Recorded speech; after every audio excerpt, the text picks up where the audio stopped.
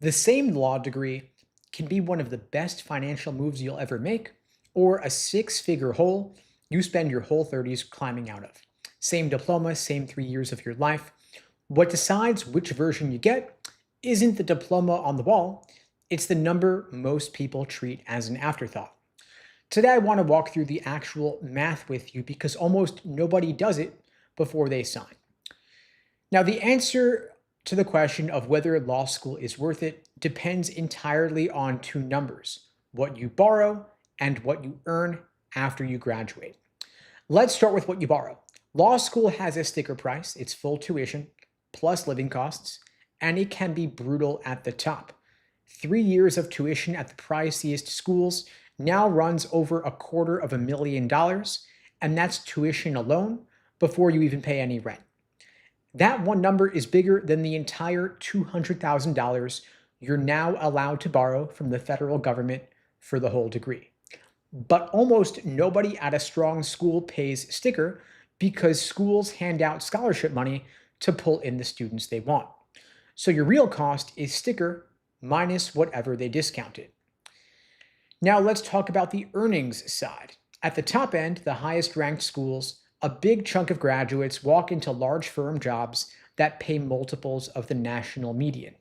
Nationwide, the median starting salary for the class of 2024 was $95,000, a record. At the top schools, big firm money sits well north of that. So even a lot of borrowing still works there because the salary can service the debt. In other words, the degree pays off. If you drop down to the middle, it can get dangerous though. The median salary lands around that $95,000 national number, a fraction of the big firm pay at the top. And plenty of graduates come in well under even that. But the tuition is often almost as high as the top schools charge. Same price, half the outcome. That is the trap tier, and it's the one people walk into blind because the school still has a nice building and a law library and a view book full of smiling people. Let's make the debt real because the numbers are not intuitive. They don't scare anybody. But if you borrow six figures for law school, the interest starts running while you're still in class. By the time you graduate, the balance is bigger than what you took out. Then the payments hit. And if your salary came in at the median instead of the top, that payment eats a chunk of every paycheck for 15, 20 years or more. That means putting off buying a house. It means not building your savings. That's the wrong version of this degree, what it actually costs, and why this question is worth taking seriously instead of waving it off with the idea just follow your dreams, follow your passion. At the bottom, there's real risk. Bar passage rates fall off, real job outcomes get thin, and plenty of these schools still charge close to full sticker. Borrowing full freight to attend a place where a real share of graduates never even practice law is how you end up with a payment and no career to pay it off with. So the question, is it worth it, doesn't have a real answer, or at least a single answer. It's worth it at the top if you can get a discount. It's a coin flip in the middle at full price. And it's a genuine trap at the bottom if you're borrowing everything. Now, what moves you between those tiers is your LSAT score. And the obvious thing is, of course, I teach the LSAT for a living, so take what I say with a grain of salt. But the numbers I'm going to pull from are from the school's own filings, and they say the same thing every single year. A higher LSAT score does two things at once. It moves you up a tier into law schools with better job outcomes, and it moves you down a debt bracket because schools buy high scores with scholarship money to protect their own medians. Your LSAT score pulls both levers at the same time. So take a student named Marcus. With his current LSAT score, he gets into a middle tier school at close to full price. He's got a big pile of debt against a median-ish salary that may or may not show up. On paper, that's the trap tier. But let's say Marcus spends a few months studying for the LSAT. He moves his score up a real 5-10 points. Suddenly, two things change. He's getting into better schools where the job outcomes are stronger, and the schools that would have charged him full price are now offering him serious scholarship money because he's the student who props up their median instead of dragging it down. Same student, same GPA, different number on one test. So the entire ROI calculation flips from trap to one of the best deals around because he's borrowing less to go to law school and earning more once he graduates from law school. So that's the whole thing right there. The LSAT score doesn't just get you in, it changes what you pay for law school and the payoff upon graduating from law school. Now, let's say you get two offers. One is from a higher ranked law school at full price, the other is from a school a notch down, but one that's giving you a big scholarship. A lot of folks would grab the higher ranked name, but run the math and it's not the obvious choice. The higher ranked school is only the better choice if its job outcomes are strong enough to justify taking on the extra debt. If both of the law schools feed into the same regional job market at similar salaries, you just paid a six-figure premium for a slightly nicer sounding diploma, but the market won't pay you back sufficiently for it to make it worth the additional investment. In other words, the discounted school could be the smarter money move by a significant margin. And which offers you even get to weigh comes back to your LSAT score. A higher number turns a full price admit into a scholarship admit, and it puts the higher ranked school's offer on the table in the first place. So you're not choosing between two fixed offers handed down from above. You're building the menu that you get to choose from, and the score is what supplies it. So what I want you to do, look up your target law school's median starting salary and their real employment outcomes. I'm talking about bar required full-time long-term jobs.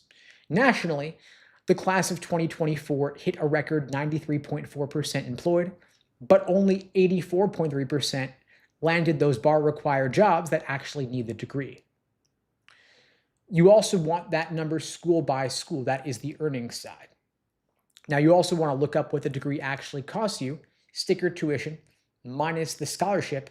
Your score is like a pull. That tells you the net tuition you're actually paying. And you want to put those two numbers side by side. If the debt is a manageable slice of the salary, the degree works. But if the debt dwarfs the salary, that's a trap. And the move is to change one of those two numbers instead of walking away from the school ideally. And what you can change is the cost. You can change it by scoring high enough to warrant them granting you scholarship money, or you can score high enough to get into a school where the salary upon graduating will be high enough to service the debt. Now, chances are your undergraduate GPA is probably pretty fixed by this point. If you're finishing up undergrad or you've already graduated. If you're a freshman in college, focus on your GPA, but assuming you're past the first half of college, the LSAT score is the bigger needle mover. You can't control the job market. The school's tuition is what it is. The single input still sitting in front of you is likely your LSAT score. And that determines whether your law degree is the best money you ever spent or the worst. Now, the people who get burned in this process are not dumb. They just followed the advice to chase their passions and skipped the math. They picked the school based on its prestige, its name, borrowed the sticker tuition, then found out later the salary didn't match the debt. So don't skip the math. This is a significant investment here. Before you commit, run the numbers, the cost, and the salary for every school on your list. And if the gap is a wide one, understand the most powerful thing that you can do about it is raise the number that moves both sides of the equation at once. That is what makes law school worth it. It's not just the name of the school, it's the score you walk in with. And if you want the fastest way to move your LSAT score, I'm happy to help you out. I'm offering free LSAT tutoring for everybody watching this now or later. You can book that free LSAT tutoring lesson with me at unpluggedprep.com/start. The link is below the video on YouTube, pinned in the chat on YouTube, in my bio on TikTok and IG. I've also put together a free LSAT cheat sheet to help you jumpstart your LSAT prep. It's a quick reference PDF on everything logical reasoning and reading comprehension. You can grab that free cheat sheet at unpluggedprep.com/cheat sheet. Some law schools will let you apply without a traditional LSAT score. They'll take a GRE, they'll lean on your GPA. A few schools are rolling out their own alternative paths and they'll wave you right through. And it sounds like they're handing you a break, but they're not. I want to walk you through exactly who that break, so-called break, actually helps, because it's not you. Now, quick disclosure before I dig in here. I sell LSAT prep, of course, so take what I say with a grain of salt. Check the numbers yourself. Now, test optional sounds like access, though. Less pressure, a fewer hurdle, a friendlier admissions process. For the law school, dropping the test requirement widens the pool of people who will apply. More applications, more deposits, more tuition. That's the school's reason. It's a fine reason for the school. But when you apply without an LSAT score, you've walked into a negotiation and thrown away your best card, because a strong LSAT score is not just an admissions ticket, it's money. It's the single thing that schools pay for. So I'm going to explain to you why they pay for it, because once you see this, the whole optional framing falls apart. Schools live and die by their reported LSAT medians. US News still counts a school's median LSAT in its rankings formula. It's only 5% of the score, but at the top, these schools fight over tenths of a point, so protecting that number is worth real money to them. So schools use scholarship money to buy high scores to pull their medians up and to hold their spot. A student who walks in with a score above a school's median is worth real money to that school, and the school will discount tuition, sometimes heavily, to land them. Now, a student who applies with no score at all gives the school nothing that helps its median. There is no number to move the needle, so there's no reason to compete for you with 8. You get in, maybe, and you pay closer to full price because you handed them no reason to pay you. So optional for the school means optional for whether they have to give you a dime. Now, the people most drawn to the no-test path are usually the ones most worried about the cost of law school in the first place. And so the applicant trying hardest to avoid the debt is the one skipping the exact thing that buys the debt down. It's backwards, and the framing is built so you never even notice. And you want to be careful with the GRE specifically, because a school taking the GRE isn't the same as a school paying you for your GRE score. Their whole machine built around scholarships and rankings is built around the LSAT median. And so even where the GRE gets you admitted, it won't pull in aid the same way a strong LSAT score does, because a GRE doesn't move the number the school's graded on, which is the LSAT. So in other words, getting in the door and getting in discounted are two different things. The LSAT is the one that does both. Now, some schools have their own in-house alternative, some test or assessment they cooked up so you can skip the LSAT and apply straight to them. Think about what that does. It locks you into that one school because their homemade test doesn't travel anywhere else. You can't shop it, you can't compare offers. You've just handed a single school your whole application and given up every other school's scholarship money in the process. A strong LSAT score does the reverse. It's one number sent to every school on your list, each one bidding for you. And it helps to know why this is happening at all. This is the most competitive application cycle in over a decade. Applications are up 25% over the past few years, one of the biggest jumps in 2 decades. When that many people are fighting for seats, a school widening their door with an alternative path is the fastest way for them to pull even more bodies into the pool. And so when they say they're removing barriers for themselves. They're boosting up their applicant count. They want more volume. So imagine 2 applicants, same GPA, same schools on their list. One here's test optional, takes the easy road, applies based on the GPA, no LSAT score. The other spends a few months, takes the LSAT, posts a score above the median at most of these schools. The same schools respond totally differently. The student without this score gets a couple of admits, close to full price, because there's nothing in the file the school wants to pay for. The student who took the LSAT, scored above the medians, gets the same admits plus scholarship offers because their LSAT score props up the medians and the schools are competing over that applicant. One walks away with tens of thousands of dollars in scholarship money that the other student left on the table by taking the optional door. So tens of thousands of dollars in scholarships is years shaved off your loan payments, the difference between graduating with a balance you can carry on a new lawyer's salary and one that you can't. Now, an essay can't replace that. A great personal statement is nice, of course, but no admissions officer gives you scholarship dollars because of your essays. Those don't factor into the US News rankings. They'll move money for an LSAT score, though, because that changes their reported stats. The score is what has the impact. Now, if you've got a truly exceptional record or a specific program that genuinely doesn't weigh an LSAT score, fine, look into it. I'm not saying to not do that. But for the overwhelming majority of applicants, skipping the LSAT closes the one door that pays you. Now, the schools are not villains here. They're playing the rankings game that they're stuck in. Optional sounds like freedom, but it works like a toll booth you didn't know you were paying because the cost shows up as aid that you never got offered. And you can't miss money you never saw. So treat the LSAT not like a hurdle or a barrier, but as the highest paid few months of work available to you in this entire process. A strong LSAT score is the one thing that gets you in and gets you paid to attend at the same time. For every law school on your list, find the LSAT median in the 509 report. If you can score above it, you're in scholarship territory. You apply without the LSAT score, you're throwing that away. Now, for any law school selling you the no test path, ask them one direct question. Ask them, will going test optional affect scholarship consideration? Now, watch how they answer that, because in a lot of places, the honest answer is the money follows the number. If you have no number, you get no money. Then do the math on what a strong LSAT score is worth to you in dollars, in scholarship money over 3 years. That is the real payoff. Your GPA is probably locked by this point. You can't change the rankings game. But whether you walk into these negotiations with the one thing they'll pay for is entirely up to you.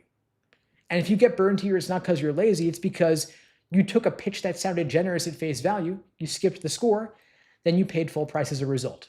Don't take the optional door because it's easier in the short term. It will cost you big time in the long term. Go for the score because it's the door that's going to pay you long term. And if you want my help getting your LSAT score up, getting into better schools, getting more scholarship money, I'm here to help you out. I'm offering free LSAT tutoring for everybody watching this now or later. You can book a free LSAT tutoring lesson with me at unpluggedprep.com/start. The link is below the video on YouTube, pinned in the chat on YouTube, in my bio on TikTok and IG. I've also put together a free LSAT cheat sheet to help you jumpstart your LSAT prep. It's a free PDF download. You can grab it at unpluggedprep.com/cheat sheet. Happy to help you out. If you're stuck in the 150s on the LSAT, there's a good chance you're losing the same few points over and over on one logic mistake, and you can't even see it happening. It comes down to two little words, if and only if. Your brain treats them as the same thing, but they're close to opposites. And a huge chunk of logical reasoning is built to catch you on exactly that. Now, the good news is the fix is simpler than courses make it. Even if formal logic makes your eyes glaze over, even if you've read the same explanation 5 times and it never quite stuck. I've been teaching the LSAT since 2005, and I've watched thousands of people lose points to this one confusion without ever knowing it was the thing holding them down. Now, logical reasoning is 2/3 of your LSAT score. 2 of the 3 scored sections are logical reasoning. Reading comp is the other third. And so conditional logic runs through the biggest part of the test. And formal logic lives on the current LSAT inside logical reasoning questions when they say if this, then that, the statements that the test builds arguments out of. Now, there are 2 kinds of conditions. A sufficient condition is enough to guarantee a result. A necessary condition is required for a result, but doesn't guarantee it on its own. So enough versus required. That's the whole thing. So say I tell you, if it's raining, the ground is wet. Rain is enough to make the ground wet. It is sufficient. If I tell you it's raining, you know for certain the ground is wet, guaranteed. But let's flip it around. Wet ground does not mean it's raining. Somebody could have run a sprinkler, a pipe could have burst, a truck could have spilled water. Wet ground is consistent with rain, but doesn't prove rain because rain is not required for wet ground. Lots of things can make the ground wet. So if it's raining, the ground is wet, tells you rain guarantees wet, does not tell you wet guarantees rain. Those are 2 completely different claims, and the LSAT tricks you or tricks people on if they think they're the same thing. And that is why the phrase only if throws people off. In plain speech, if and only if sound the same, but on the test they point in opposite directions. You get in if you have a ticket means a ticket is enough. You get in only if you have a ticket means the ticket is required, meaning you're not getting in without one, but having one doesn't guarantee that you're in. Same little words, flipped meaning. If marks what's enough, only if marks what is required. Miss that, Every conditional screws you up. Now, the LSAT gives you a rule. If a student passes the exam, they graduate. Passing is enough to graduate. Then you see the choices. One of them says something like, Dana graduated, so Dana must have passed the exam. Feels right, feels like it follows. But it doesn't. Sure, passing guarantees graduation, but the rule never said passing was the only way to graduate. Maybe there's a separate path. Maybe you can graduate on a project instead. The rule told you what's enough. They never told you what is required. So graduating tells you nothing certain about whether Dana passed that specific exam. Once you see that, you see it everywhere. That is the trap.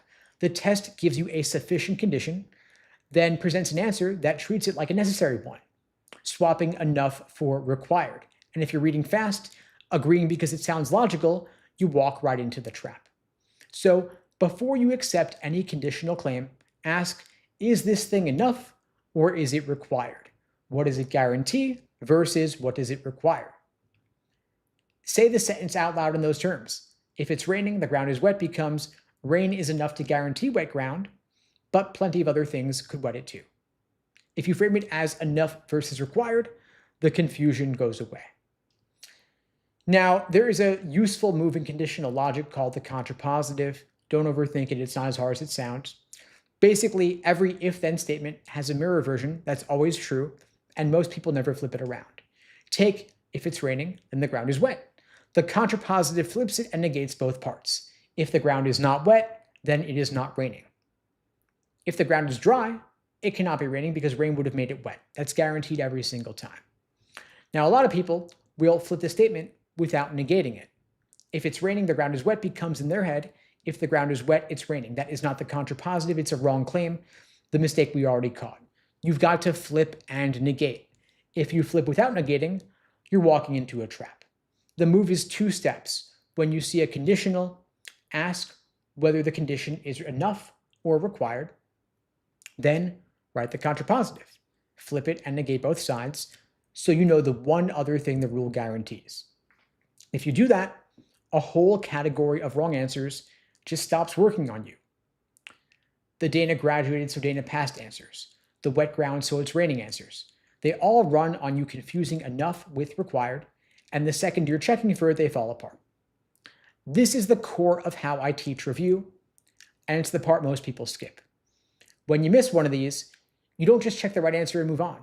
You've got to go back to the conditional. You say out loud what it actually guarantees versus what it merely requires. You write the contrapositive, and you make yourself explain why the trap answer is a trap in your own words. If you can't say why the wrong answer is wrong, you don't own it yet, and you'll miss it next week. That is the Socratic review method. It's the difference between grinding 1,000 questions and stalling versus doing a few hundred and increasing your score. So here's the whole thing. Read the if-then, ask, is this enough or is it required? Write the mirror, flip, and negate. Then you go to the answers, knowing exactly what the rule guarantees and what it doesn't. So the choice that swaps enough for required can't fool you again. If you do that, the questions built on this stop being your weak spot because they're predictable. The test does the same things over and over, handing you something that's enough and hoping you'll read it as being required. Once you name it, once you see it, you can't unsee it, and you stop losing the points, you start getting them. That is the LSAT. 2/3 of your score is in logical reasoning. A big chunk of that runs on conditional logic, and conditional logic comes down to one thing: is it enough or is it required? Ask that question every single time. You can build this, it's just a skill, and it's one of the highest return things you can do between now and test day. And if you want my help navigating this process, getting your score up, I'm happy to help you out. I'm offering free LSAT tutoring for everybody watching this now or later. You can book that free tutoring lesson with me personally at unpluggedprep.com/start. The link is below the video, pinned in the chat, in my bio on TikTok and IG. I've also put together a free LSAT cheat sheet to help you jumpstart your LSAT prep. It's a quick reference PDF on everything logical reasoning and reading comp. You can grab that free PDF download at unpluggedprep.com/cheat sheet.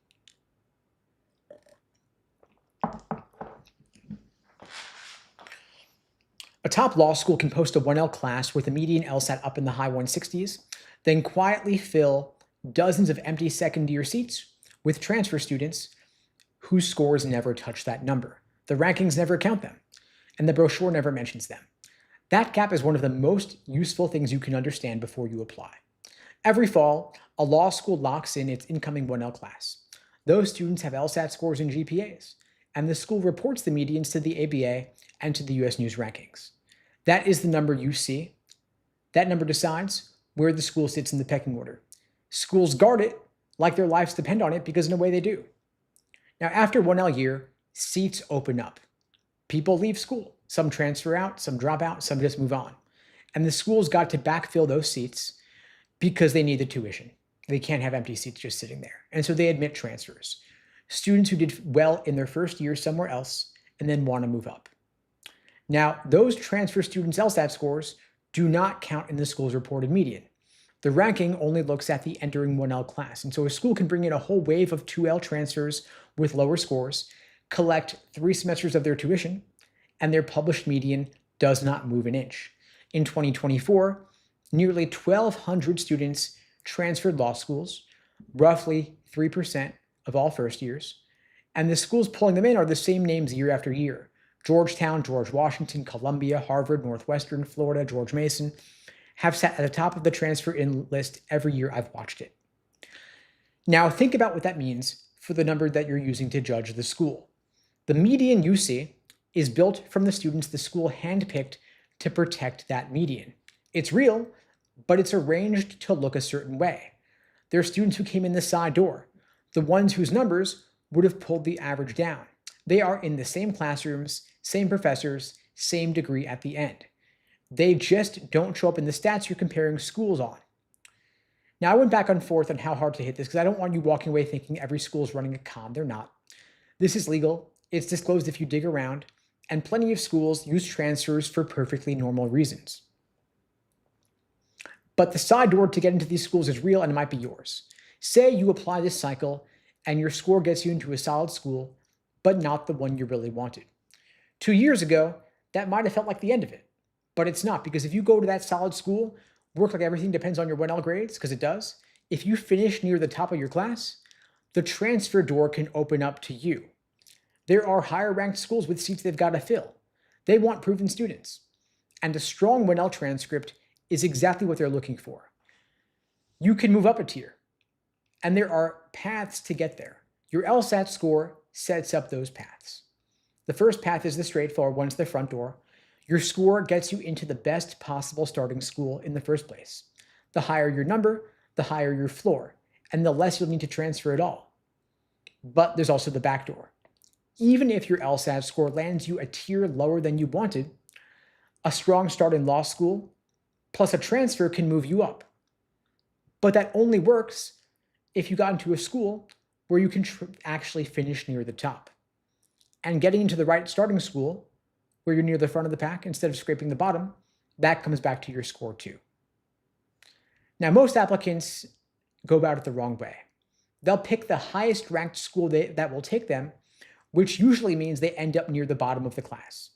And that's the worst spot for a transfer play because you can't transfer up from the bottom. You transfer up from the top. If you score well in your 1L year, if you're towards the top of the class, you finish in the top 10%, let's say, the school you want to get into sees you got a strong 1L record. It's a good reputation to have when you want to appeal for getting into your second year. And the number that sets up every version of that call is your LSAT score. So strong LSAT score plus top 10% of your class, that sets the stage. You want to look at where your LSAT score falls in a school's range, the 25th, the median, and the 75th percentile. Those are all in a school's public 509 report. If you're above the median, you're in the strong part of the class. You're in position to finish high. If you're below the 25th, they're wondering if you're even going to make it through. But if you're above the 75th, even better yet. Schools lose 2Ls and backfill with transfers every single year. The question is whether your record gets you through it. And the numbers here are bigger than most people think.